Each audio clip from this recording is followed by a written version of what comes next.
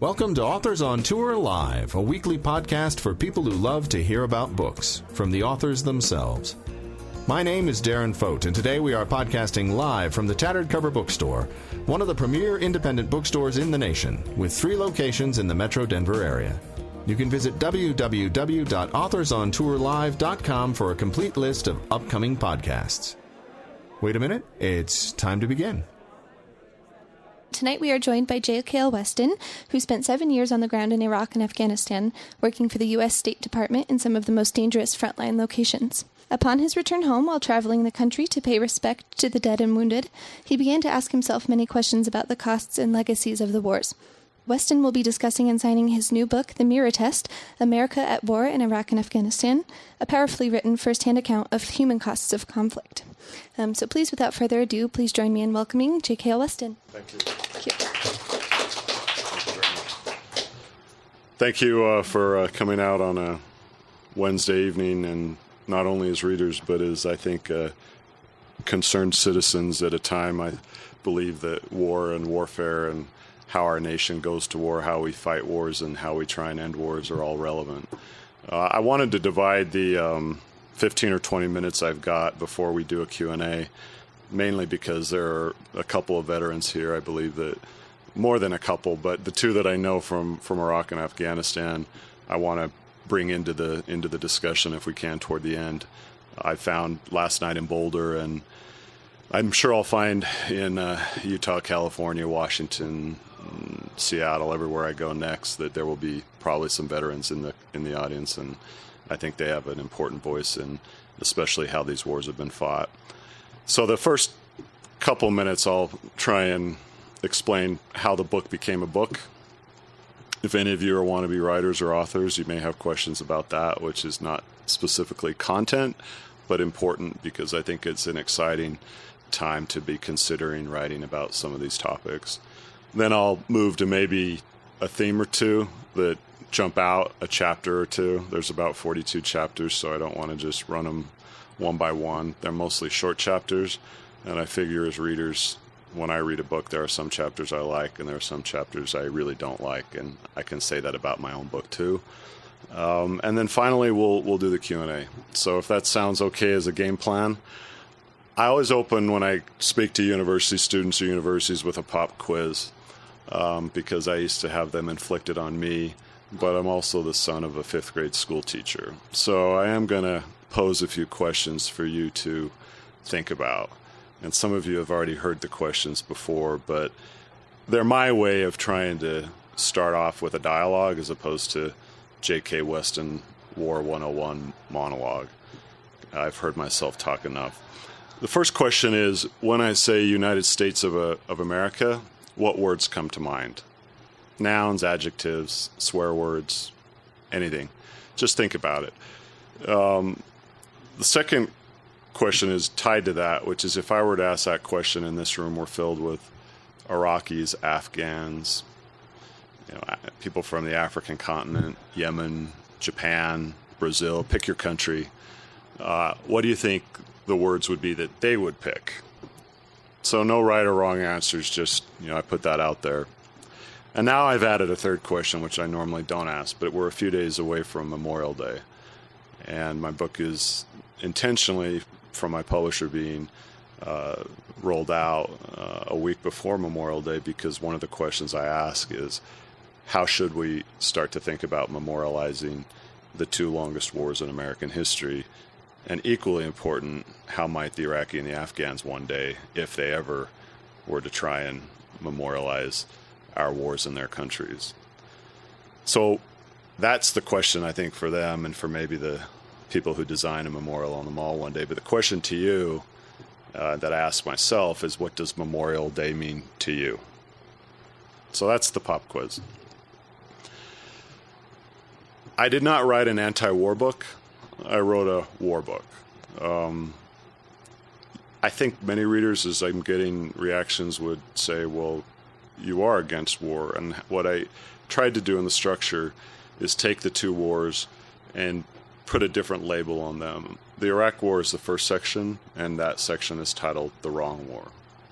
The second section is all about Afghanistan, where I spent about 3 years. I spent about 4 years in Iraq. And that Afghanistan section is titled The Right War. And then the last section of the book is Home. So that's kind of the division of the 608 pages in shorthand. You might find some themes more interesting that I talk about now or less interesting. But what was the gap in the war literature? I think probably the biggest gap that I wanted to address was, what about the people over there? There have been some very good books coming out from our veterans, Phil Cly, Matt Gallagher, Elliot Ackerman, Lee Carpenter as a civilian, Eric Fair on interrogation and torture. These are all, I think, must-read books. But I also think that we're still waiting to hear, maybe in a pure way, the Iraqi and the Afghan experience. The advantage I had over 7 years is that my job as the State Department representative was to be between our military and the local people. So I've got two arms, and I'm holding them out. I was being pulled and hugged at the same time on both sides. So my book is an attempt to show both sides, not just one side. And I did the damnedest I could to be an honest guide, not a biased guide. You can judge whether I succeeded or not. So I'm not anti-war, I'm anti-wrong war. My grandfather and great-uncle fought in World War II. My dad and uncles were all in Vietnam. My brother-in-law was in the Gulf War. I've got a cousin that was in the National Guard who was down at Camp Bucca, which I know Chris, who works in the bookstore here, will be familiar with that place. It was a very large detention facility. And I think we should think about what are right wars and what are wrong wars. And then if we do decide as a nation to go to war, do we mobilize as a nation? Or is it just 0.5% mobilized, which would be Dean and James and Katie, who's married to James, because families also mobilize, I believe, when a son or a brother or a daughter or mother are deployed overseas. I believe the Iraq War, our country went to war, but our nation did not. And I think that's pretty much true for Afghanistan as well. And as there's talk now about more war, I think it's healthy and very important to pause, especially when we're considering who should be the next commander-in-chief. The photos I want to talk about very briefly. If you've bought a book or you're planning to, or you've got the ebook, I told my publisher and my great editor, I think if we do the photos right, they may be what people remember most, more than the words I write. I'm kind of an egotistic writer, like every writer is, but I still think that some of those images that we specifically picked are not only tied to the stories, but I think they can do things that the written word cannot do. So I would just put that out there, that the photos were specifically chosen over the course of 3 to 4 hours in New York, where we went from 500 photos down to 95, 90 of which are mine. So they do sort of preview the stories that follow and the characters, especially the Marines, the Iraqis, and the Afghans. I also ended the book, and then I'll finish with a couple of themes and then back to the pop quiz, with not my own writing, but other people's writing. And some people have asked, well, why did you do that? This is your book. And I pressed at the time that the editing was well underway that I think that some of the best writing as a former history major in college is just the raw, at the moment, journals and diaries from war, in addition to family and friends who are now getting online and memorializing the casualties. So I think we did something new in our book, which, to the credit of Knopf, which is a tremendous publisher, they actually allocated extra pages to things they did not think they were getting. So if I look back on the book, I still think the photos and some of those words at the end, especially from a soldier who served in Sadr City named Balin Orr, as well as the family and friends of 31 service members who were killed, are some of the most important pages in my book. And I'm not just saying that, I really believe it. And when you read it, you may agree or disagree. So what are the themes? Accountability is a big one.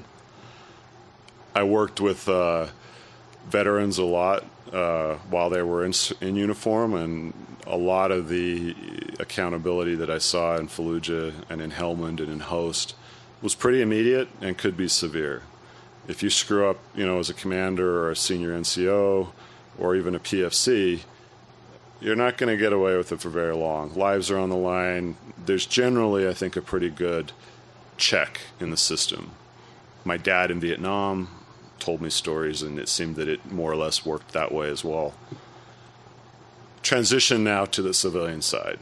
I'm not so sure that on the policy-making side we've had the same kind of honesty about not only mistakes, but I don't even know what the right word is, but mistakes does not come close to the right word, that have happened in these wars on top of some of the good decisions we've made.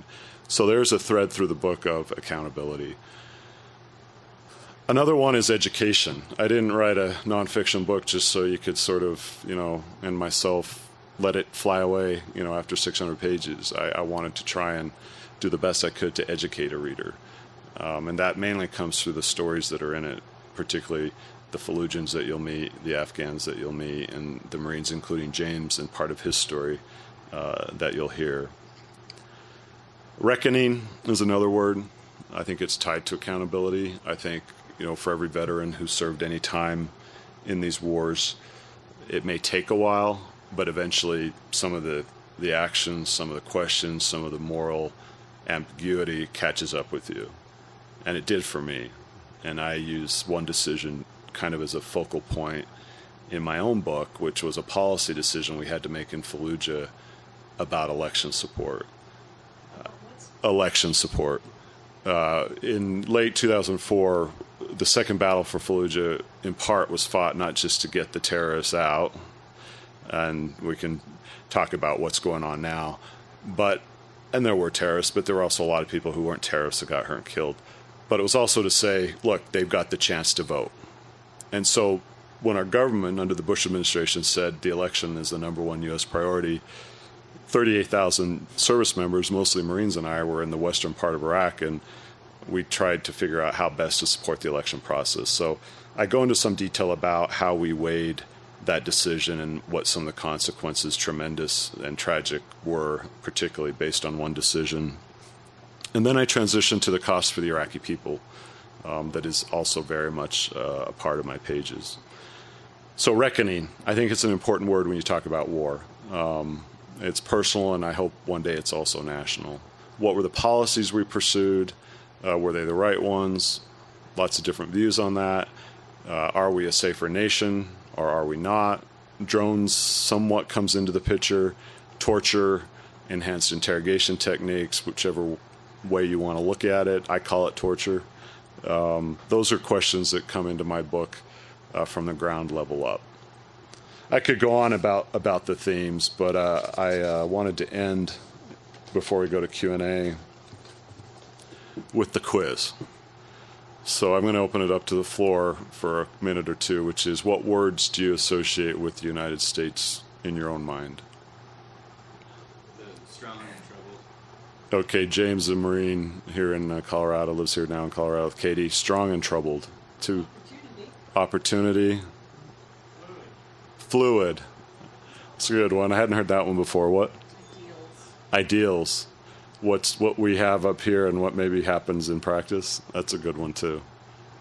What do you think if you were a non-American or an Iraqi or an Afghan or from Japan or Canada for that matter, Mexico, what words do you think they would associate with us right now? Speaking from experience in Yemen, at one point it was opportunity. Mm-hmm. It's drones. Okay. So we have I forget your name, Gray, who spent a lot of time in some really tough and interesting places, including Yemen, and she said drones. And we'll come back to that because I think that's a key word. So drones. Anything else? Money. I heard that a lot as well. Banks. Banks and tanks. Arrogant. Okay, a gentleman says arrogant. Anyone else want to put a word out there? Yeah. Well, for me, if I were a member of any of these other countries, I would probably say arrogant, controlling, powerful know-it-alls. Arrogant, controlling, powerful know-it-alls. That's a good lineup there.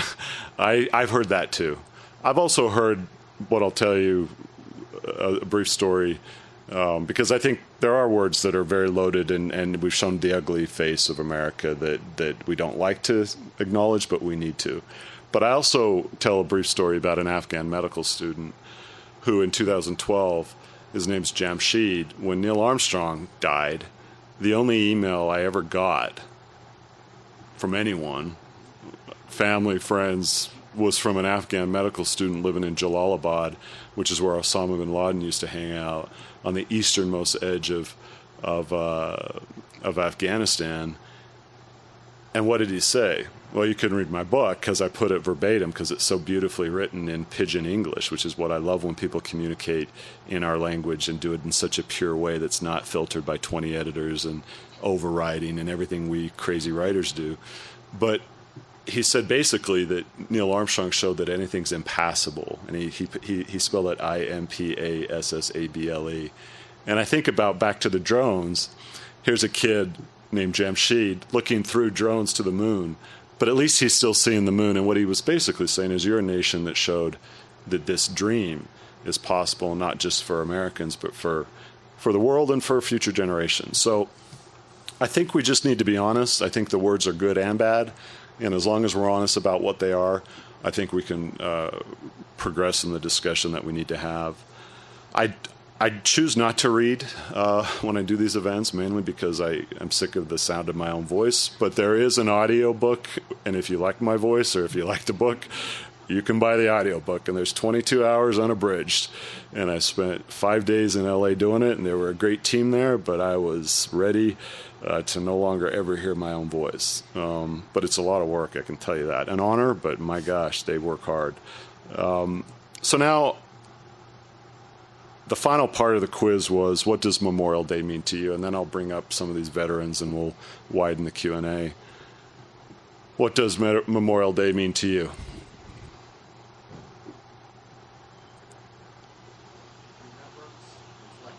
Are you a veteran from Vietnam? A veteran. Remembrance and reflection, two good words. I agree. Yeah. Non-veteran 3-day weekend. I'm really glad you owned up to that, because I also think that. And I've been ingrained, even though I come from a long lineage of veterans, that, hey, it's 3 days off. There's great cells at REI. I can go on a hike. I can do the barbecue, the beer, hang out with people like Aaron, who's another veteran who just showed up. Thanks, Aaron, for coming. Because that is, I think, what we all also think about. Even veterans probably, too. Yeah. Chris is a veteran from Iraq. After getting out of the service and going through my reintegration back to civilian society, I was doing the college route, and I became very kind of upset and bothered by the fact that Veterans Day and Memorial Day no longer have a distinction. And on Facebook, I was getting these thank yous on both holidays all the time, and I'd always want to stop and correct friends. They're different. Yeah, there's a distinction between those two. I'll repeat, because I know we're recording. Chris, who spent 3 years in Iraq, part of the Army, and then later on as a civilian, said that the mix between Veterans Day and Memorial Day, I'd never thought about that, but you're right. It's sort of like, hey, they're all together, which drove you crazy. You were in Northern California? Southern California, even better. These are great, because I think, it's not wrong to say, yeah, it's a 3-day weekend, and I think, that's part of what we get used to as we grow up. But now in Colorado, you found it's better. Higher levels of awareness. That's.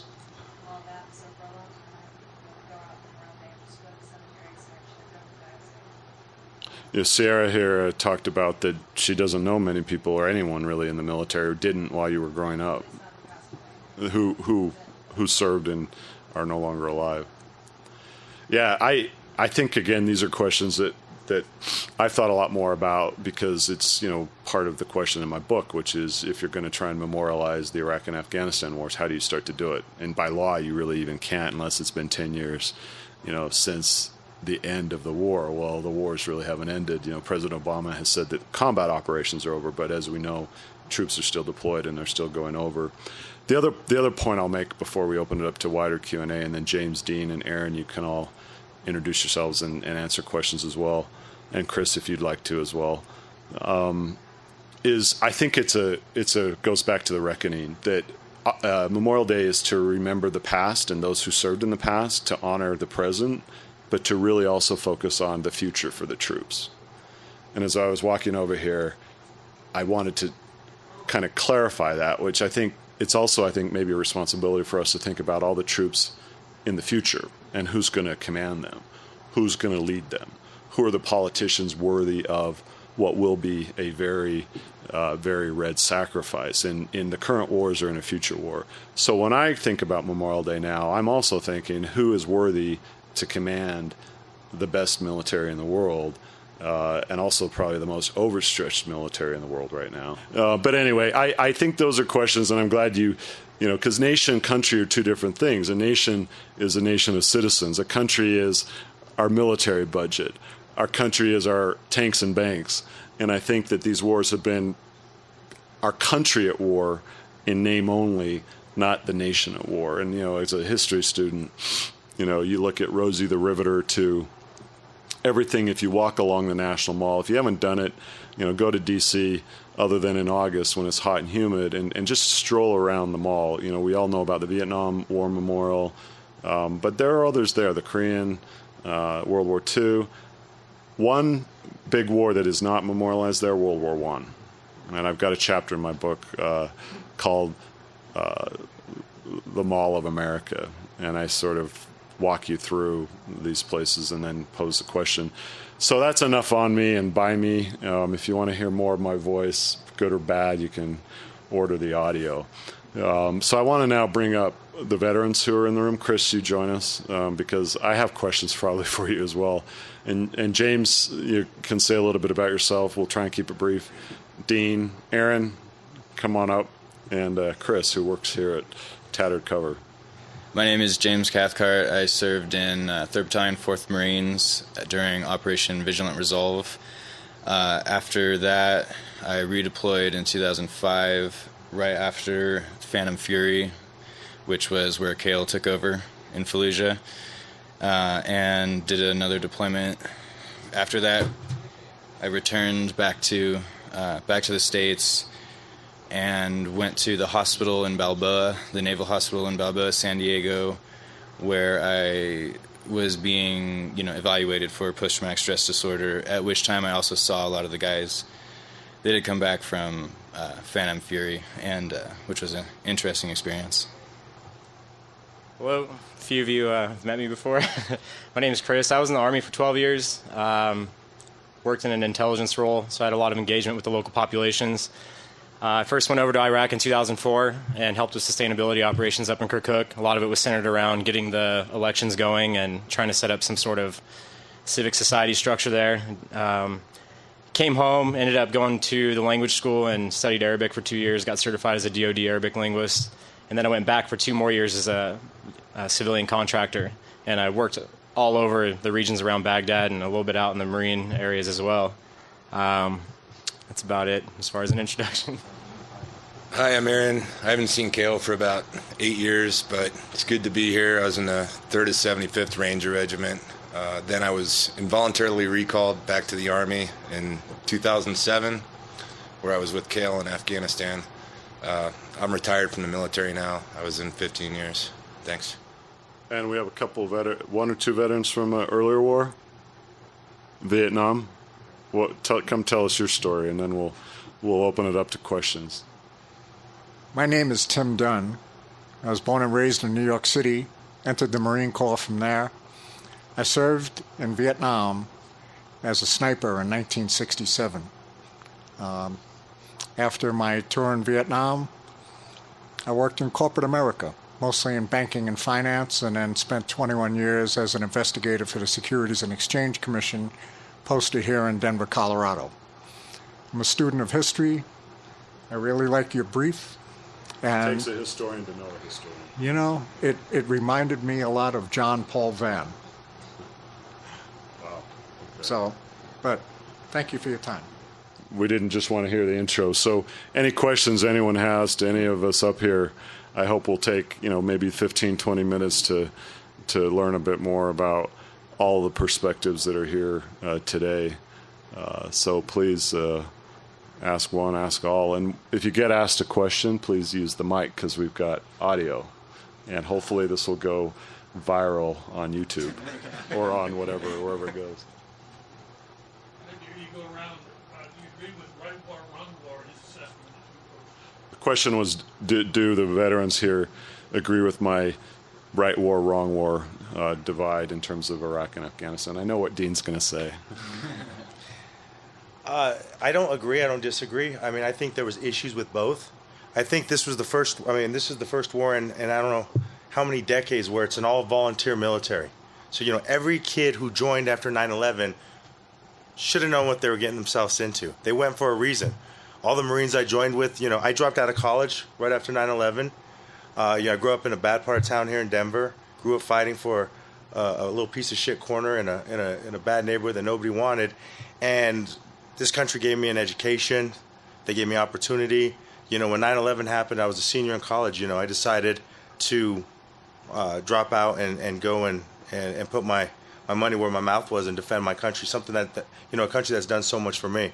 So whether or not right or wrong, I don't like putting that word on it. I mean, 9/11 happened. Somebody needed to pay. America had to show its force in the world.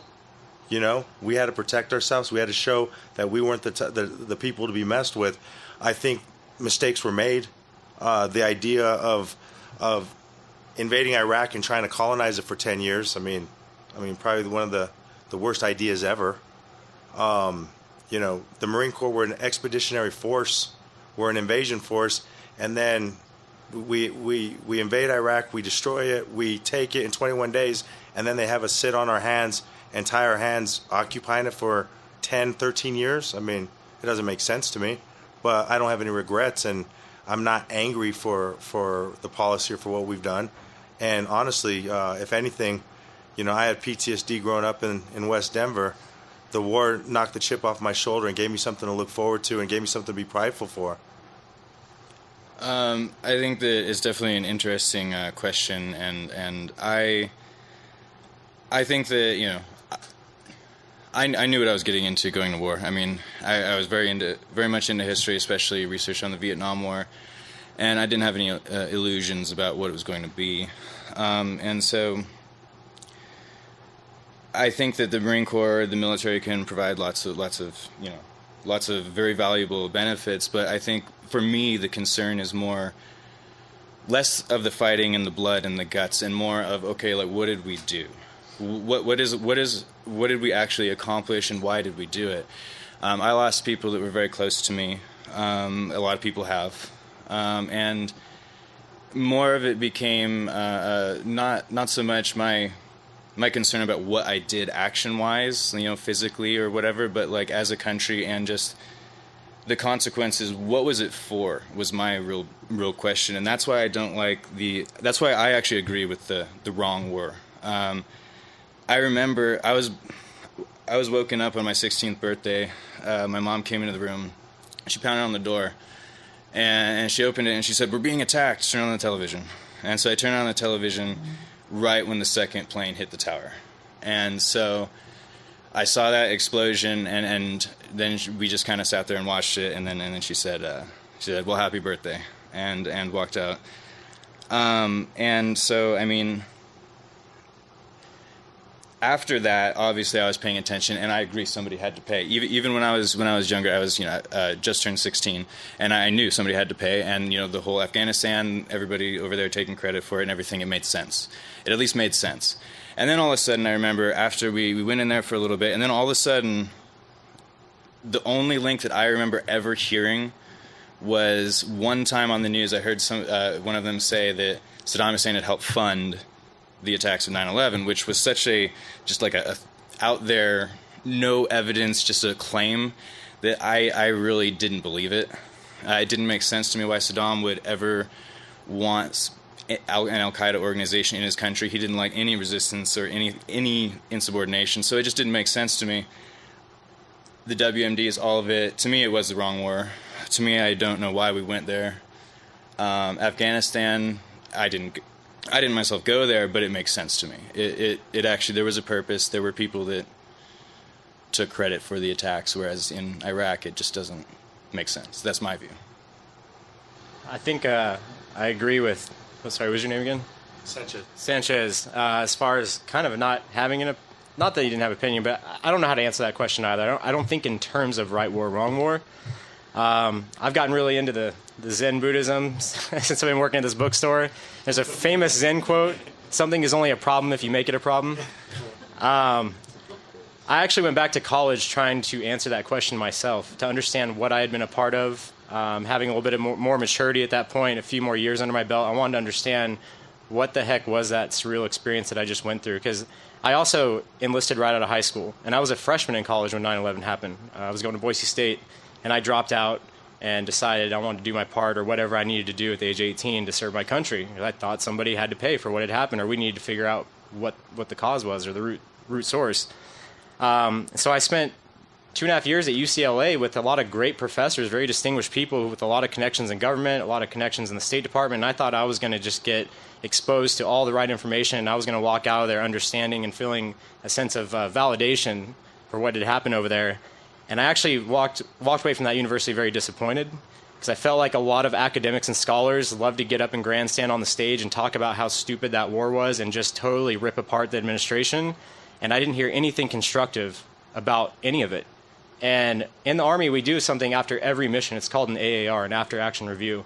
And we all sit down as a group, and you have to bring up, at a bare minimum, even on a small scale, 3 things that went right and 3 things that went wrong, how you can sustain the things that went right, and how you can improve those things that went wrong.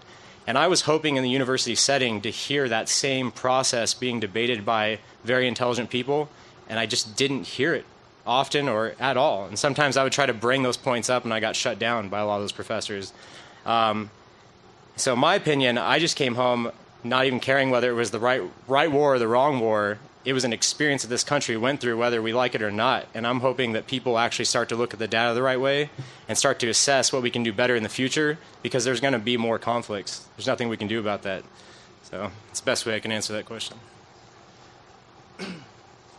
I was part of the invasion of Iraq, and at the time it seemed like a good idea, I guess, because of what we heard from the politicians. In hindsight, it's easy, for me to see that it wasn't the right thing to do. It was certainly a lot nicer than Afghanistan, though. But doing what I did, it built a lot. It makes a person resilient, so I guess I don't have as many of the issues that some soldiers do. But, yeah, certainly it's easy to spin your wheels, though. I got stuck in an Army hospital about 3 years, and that was about the toughest thing I did. And Mr. Weston was after the war, yeah. Yeah, after I got wounded, so thanks. My time for military service was a time that there really wasn't a choice. Your choices were very narrow. Serve or leave the country. I elected to serve. I joined the Marine Corps, as I said earlier. It's very interesting to note that now we have an all-volunteer force. That aside, when the plane struck the World Trade Center in Lower Manhattan on September 11th, 2001, I lost 8 friends who were New York City firemen. I can still not take a look at those planes striking the World Trade Center. I just can't. I can get through other things, okay, and yeah, I have PTSD as well.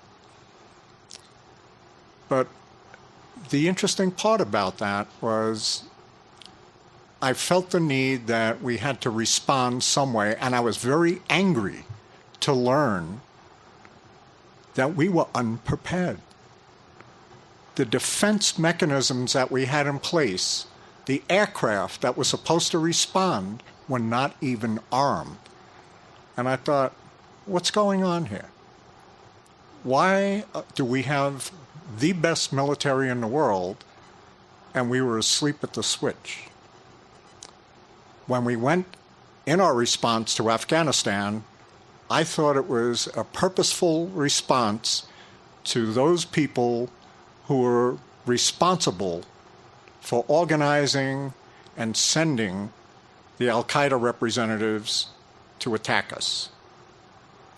I believe in this concept, right war, wrong war, because the Iraq invasion was, in my estimation only, the neocons who wanted to change the shape of the Middle East.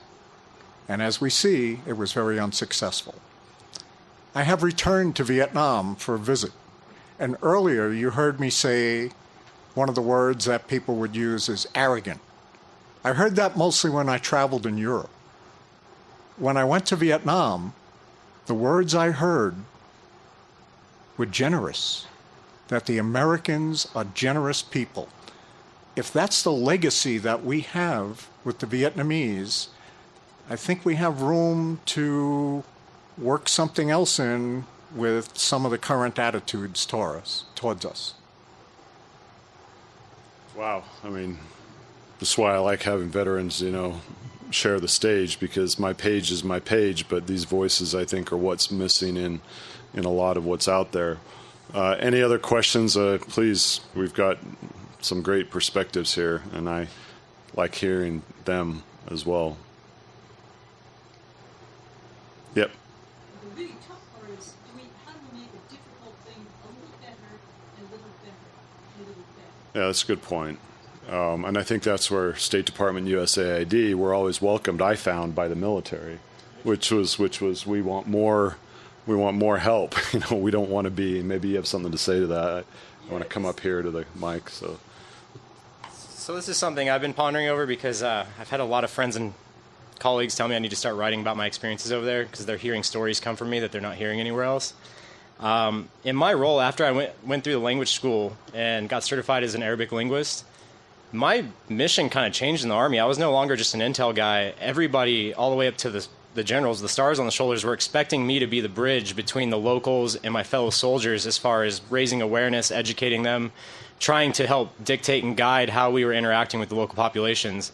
And there was actually a lot of great stories that came from those times and those experiences. This war did not go as bad as it could have. And there was a lot of culture experts over there, and even civilians on, I forget what they call those teams. Yeah, the PRT teams. I mean, there's a lot of stuff out there that's just not been spoken about. I've not seen it in books. I don't see it written about in news articles. And there was all these things that the military was doing and was funding to try to go out and shake hands first before punching people with a fist.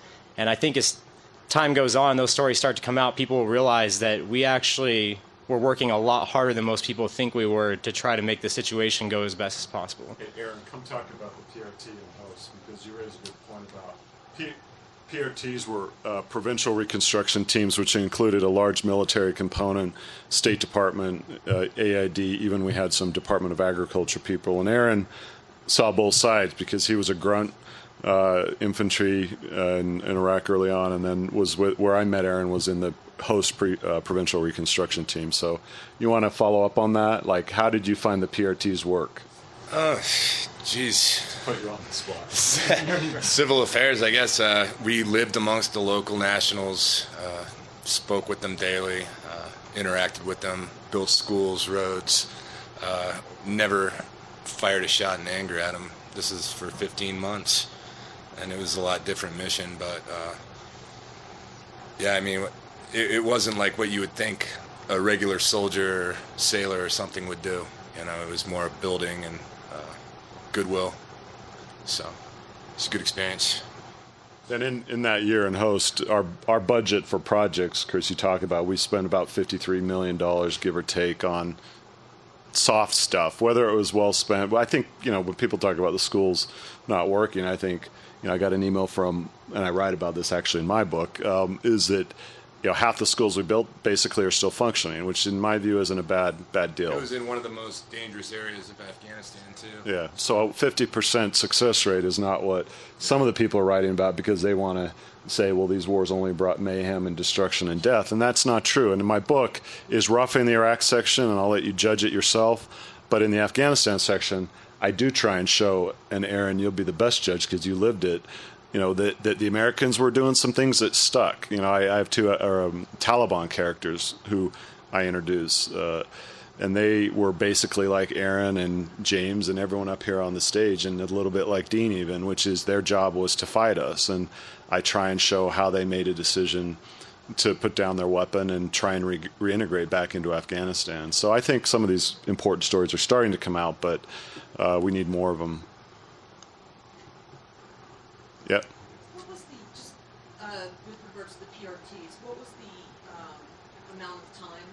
In other words, how long did individuals serve? Because turnover, particularly amongst state and aid, is... I mean, when people say, why did you do 7 years and 2 wars, it's to that point, is that if we're going to invade a country, I sure as hell did not want the Fallujah to have to educate the next State Department guy on Fallujah 101. Because war is, I think, the most serious thing a nation engages in. And I knew my learning curve, and I'll be honest with you, I was known in the State Department for this quote, and it's not because it was a great quote, it was the truth. Every year in Fallujah, I understood 1%, and that was it. So over 3 years, I understood 3%. And I used to tell Washington and Baghdad, and they probably wanted to fire me because they heard it so much, which is that's it. So I know it better than anyone, but it's 1% a year because it's such a complicated dynamic.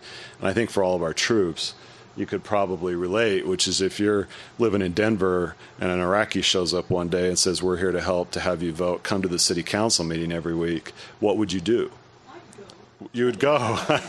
I don't think I would, because I think in that room, there would be people who are listening to every word you would say and think, are you collaborating with the Iraqis in Denver?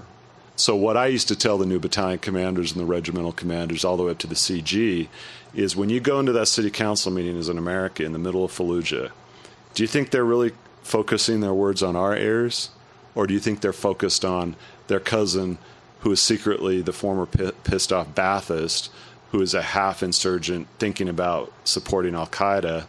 And that was always, I think, hard for the Marines, especially who came in, because there was an act that was going on publicly in all of our political discussions. And I used to say, it ain't about us. They're maneuvering through a minefield that we have no clue is as complicated as it is. Any other questions? Because I'm enjoying this, but I know we don't have unlimited time. Yeah. My question is about the media, and maybe perhaps you all can address your impressions, particularly on the 10th anniversary of the invasion. The media has always been used for all kinds of stuff, propaganda and all that kind of stuff throughout in every country and every war. It's just how it is. And so definitely, the lead up to the war, that's a lot of it can be opinion based and whatnot, but there are strong feelings, this way and that. The real part about the media that I think really needs to be touched on is embedded reporting in particular. I think that, in Vietnam, we learned that when you put it on TV, the civilians back home can't hack it. And that's kind of my opinion about it. For instance, like I said, I was in the first Battle of Fallujah, and we went in, we lined up on the road and we ran in, on foot into the city, me and Dean here, and we, fought hard and we lost guys, and it wasn't just our unit. And so all of that happened, and then, what we had that Al Jazeera group, and then we had even, embedding with Associated Press, and I was interviewed with them on the front lines. What happened was everybody back home all of a sudden saw what war is. War is bloody, it's indiscriminate, and that's it. It's a terrible thing, and it is not for people back home that don't understand gray area. And so I think that having too many reporters embedded, in this day and age, there's a lot of idealism in America, and a lot of that, is not checked with realism, and idealism without realism is an illusion. And so that's what a lot of it was, and it caused us to get pulled out. We got pulled out. All that ground we took, all those lives that were lost was all for nothing, because the media displayed all of this carnage, and then the people back home and everything in public opinion became really negative, and so they pulled us out, only to have the enemy dig in even deeper, come in, and stronger. We had them on their heels. We had the initiative, tactically, strategically. There was no reason to stop. It was strictly political because of the media and because, essentially, of the hearts back here. And so after that, they were dug in, and like I said, I was at the hospital with the guys that came back from Phantom Fury. So I was there seeing all these guys broken, bloody, mentally, physically, all that kind of thing that, essentially I looked at as we could have prevented that. we could have prevented huge numbers of wounded and dead. And it's really, in my personal opinion, I take it as a betrayal. I take it as a betrayal. What was done to in Vigilant Resolve. That's my opinion. The embedded reporter, they come in, they act like they're your buddies. They tell you about home. They were there 2 days ago, and they tell you about, how great it is, and wait till you get back. And they want to be part of the guys. They want to be one of the guys while they're there. But at the same time, they're looking for that big story that's going to win them the Pulitzer. So, they're your buddy. They're almost like an undercover cop. They're your buddy until something screws up and it's going to make their career, and then they throw you, rake you across the coals and make what you did, look horrendous. And you've seen it a million times. They give you the image with no context, and I couldn't stand them. I didn't like them. They weren't my friend. I stayed as far away as possible, and I never did an interview because they have an agenda, and their agenda wasn't to help the war effort, wasn't to help the Marine effort. It was to help their career, and they would destroy anybody to make their career. And as far as coming home, they're still doing it. You look at the news and you ask the question, how is the wounded warrior portrayed? How is the veteran portrayed? And what does media do? They give two versions of the returning veteran, and that's either the gold-winning, no-legged runner, wounded warrior, wounded athlete, Paralympian who can win the gold or climb Mount K2, or they get that guy who can't control himself and he's got PTSD and he's alienated and he's isolated. And what that does is that gives these kids who come home who barely understand what they did and their own self-identity, and it gives them two choices. When they can't win gold, well, what other identity do I have to associate with? And that's why we have so many issues with the VA, with PTSD. I've been home for, since 2010 was my last deployment. 6 years, and I've never seen a story about that silent warrior, that guy who comes home and he's your neighbor, and he cuts the grass, and he doesn't talk about what he did, and he raises his family, and he goes to work in the copper mines, and he's a good American. They never talk about that. They talk about the gold-winning Paralympian wounded warrior or the guy that has a standoff with the SWAT team, and they don't give America the full story. And that's the problem with the media. That's the problem with the media then, and that's the problem with the media today. They don't give any context, and they only do what's in their best interest. They don't care about the true story anymore. I want to add just a minor PS on that, and it's to take nothing away from what's just been said. The number of dead Iraqi and Afghan journalists is tremendous, and I knew one in Fallujah named Ibrahim. So while I'm not yet going to open it up to our journalists, the casualty rate for those who try and tell stories is significant. They don't have HESCO barriers, they don't have Humvees, they don't have weapons. And so I'll just put that out there, that the role of a journalist in Fallujah as an Iraqi journalist was probably one of the most dangerous jobs, next to the mayor of Fallujah, next to the police chief, next to the head of the army. And his name was Ibrahim, and he was shot in the back of the head, and some Marines found him right as he was dying. I just want to add a minor PS on the role of media in a time of war.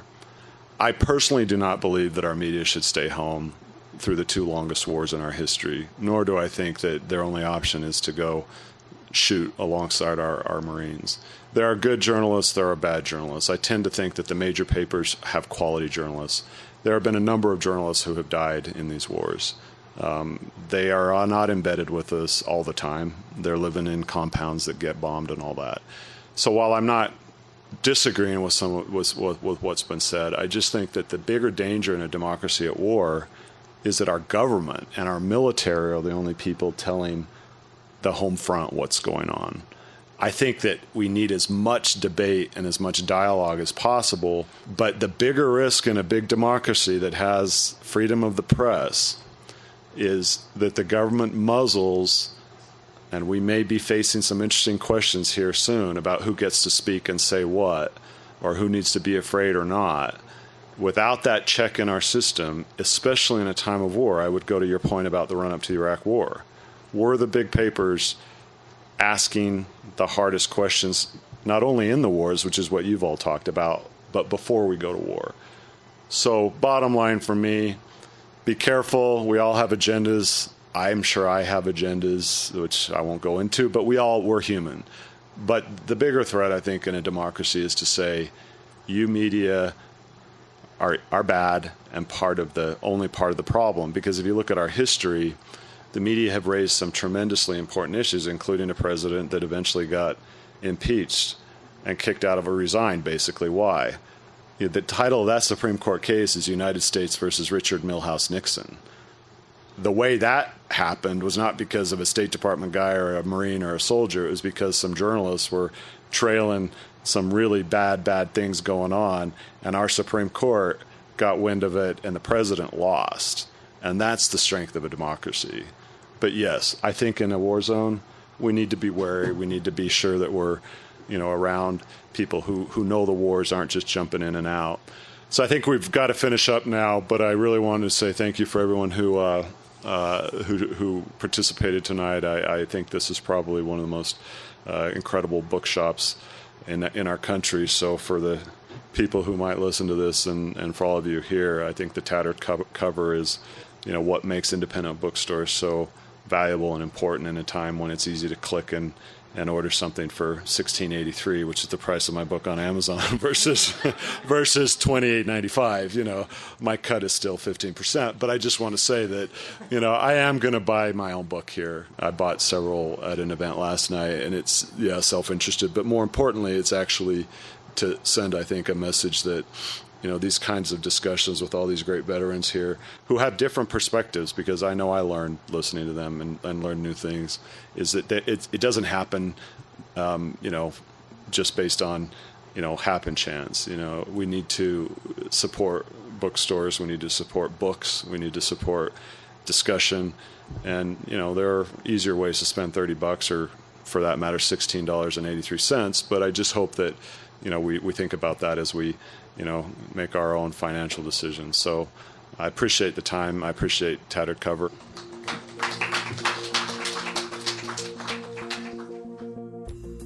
That's all for tonight's Author on Tour. I'm Darren Foden. We have been podcasting live from the Tattered Cover Bookstore in Denver, Colorado. Stay pod tuned in the coming weeks as we podcast Authors on Tour.